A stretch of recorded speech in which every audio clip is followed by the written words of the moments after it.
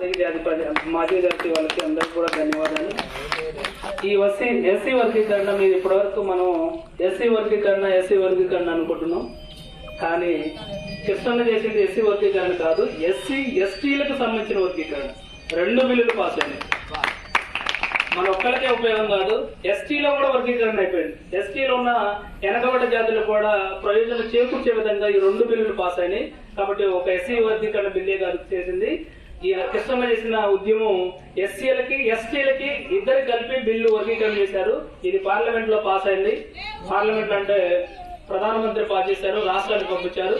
ఈ రాష్ట్రాలు కూడా ఆ బిల్లును చేసుకోవడానికి అధికారం కల్పించారు. కాబట్టి ఈ మాదిరి జాతుల పుట్టినందుకు చాలా గర్వంగా ఫీల్ అవుతారు. ఎందుకంటే ఈ ఊళ్ళో ఎవరినైనా టచ్ చేయొచ్చు, కానీ మాది కూడా టచ్ చేస్తే మనం బతకలేమనే ఫీలింగ్ అందరికీ ఉంటది. ఆ దమ్ము ధైర్యం ఉండేది ఎవరికంటే మాది జాతీయ మాత్రం. కాబట్టి ఈ జాతిని పుట్టడం గర్వంగా ఫీల్ అవుతున్నా.